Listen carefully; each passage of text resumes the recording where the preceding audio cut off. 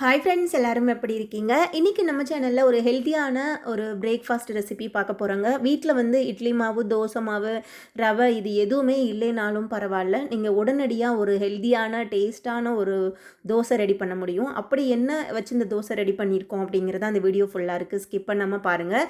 ரொம்ப டேஸ்ட்டாக இருக்கும். இது குழந்தைங்கள்லேருந்து பெரியவங்க வரைக்கும் விரும்பி சாப்பிடக்கூடிய அளவுக்கு இருக்கும். ஈஸியாக பண்ணிடலாம்.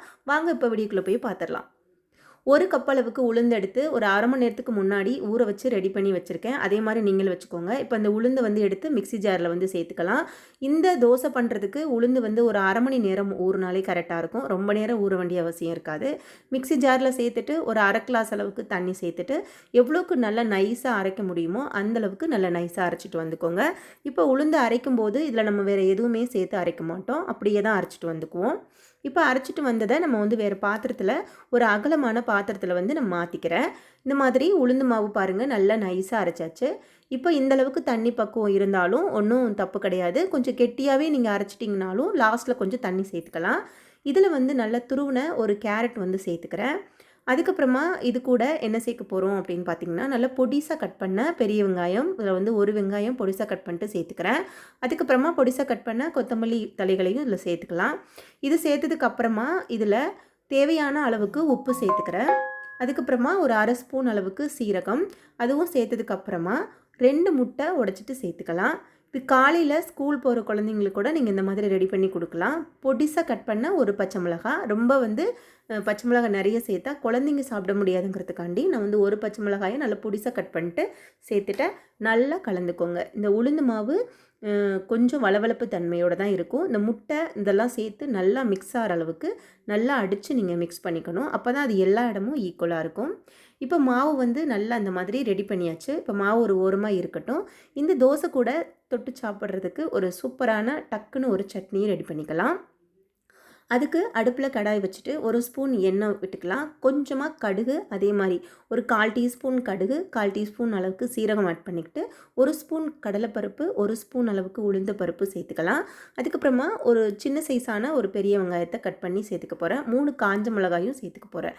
இந்த பருப்பு வந்து லேசாக ஒரு பாதி அளவுக்கு கொஞ்சம் பொரிஞ்சிடுச்சு அப்படின்னாலே நம்ம அடுத்தடுத்த பொருட்களை வந்து சேர்த்துக்கலாம். ஏன்னா முழுமையாக நமக்கு வதக்கி எடுக்கும்போது பருப்பு ரொம்ப தீஞ்சு போயிடக்கூடாது. இப்போ 3 காஞ்ச மிளகாய் வந்து காரத்துக்கு ஏற்ற மாதிரி சேர்த்துக்கிட்டேன். உங்களுக்கு விருப்பம் போல் சேர்த்துக்கோங்க.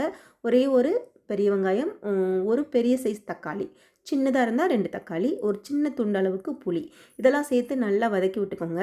இதெல்லாம் சேர்த்து கொஞ்சம் ஒரு 3/4 பக்குவத்துக்கு நல்லா வதங்கினதுக்கப்புறமா இதுக்கு தேவையான அளவுக்கு கல் உப்பு சேர்த்துக்கிட்டு அதையும் சேர்த்து நல்லா வதக்கி விட்டுக்கலாம். ரொம்ப தக்காளி வந்து ரொம்ப குலைவாக போகணும் அப்படின்னு கிடையாது. ஒரு 3/4 பக்குவத்துக்கு வதங்கினாலே போதும். இந்த சட்னி ரொம்ப டேஸ்ட்டாக இருக்கும்.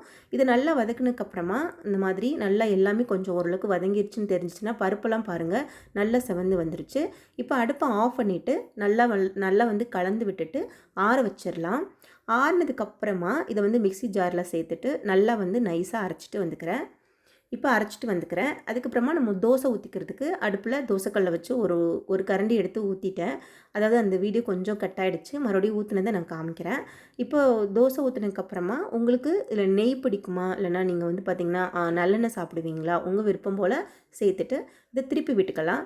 திருப்பி விட்டதுக்கப்புறமா 2 சைடும் வேக வச்சுட்டு எடுத்துக்கலாம். ரொம்ப ரொம்ப டேஸ்ட்டாக இருக்கும் இந்த தோசை. இதில் உளுந்து வந்து உடம்புக்கு ரொம்ப நல்லது. அதே மாதிரி முட்டையிலுமே நல்ல ஒரு ப்ரோட்டீன் இருக்கிறதுனால குழந்தைங்களுக்கு வந்து காலையில் ஒரு 2 தோசை சாப்பிட்டு போனாங்கன்னா வயிறு ஃபுல்லாக நல்லா ஹெல்த்தியாக இருக்கும். அதே மாதிரி பெரியவங்களுக்காக இருந்தாலும் சரி, வேலைக்கு போகிறவங்களாக இருந்தாலும் சரி, இந்த மாதிரி ட்ரை பண்ணி கொடுக்கலாம். இப்போ ஒரு தோசை எடுத்ததுக்கப்புறமா மறுபடியும் தோசைக்கல்ல இன்னொரு கரண்டி அளவுக்கு மாவு எடுத்து இந்த மாதிரி தோசை மெல்லிசாக ஊற்றிக்கிட்டேன். இந்த அளவுக்கு நல்லா மெல்லிசாவே ஊற்றிக்க முடியும். இப்போ இதுக்கப்புறமா இது நல்லா 2 சைடும் வேக விட்டு எடுத்துட வேண்டியதான். எவ்வளோ நேரம் ஆனாலும் அந்த சாஃப்டாக இருக்க தன்மை வந்து மாறவே மாறாது. நீங்கள் ட்ரை பண்ணி பாருங்கள். இதே மாதிரி எல்லா தோசையும் எடுத்துகிட்டு நான் பிளேட்டில் வச்சுக்கிறேன். பாருங்கள் எவ்வளோ சூப்பராக அப்படியே பஞ்சு மாதிரி இருக்கும் சாப்பிட்றதுக்கு. வீட்டில் வந்து ஒரு திடீர்னு நம்ம வீட்டுக்கு ஒரு கெஸ்ட்டே வந்துட்டாங்க, அவங்களுக்கு என்னடா பண்ணலாம் மாவில்லையேன்னு நீங்கள் யோசிச்சுட்டு கூட நீங்கள் கடைக்கு ஓட வேண்டிய அவசியம் இருக்காது. வீட்டில் இருக்கக்கூடிய பொருட்களை வச்சு இந்த மாதிரி டக்குன்னு ஒரு டேஸ்ட்டான பிரேக்ஃபாஸ்ட்டோ இல்லை நீங்கள் நைட்டு டின்னரோ நீங்கள் ரெடி பண்ணி கொடுத்துக்கலாம்.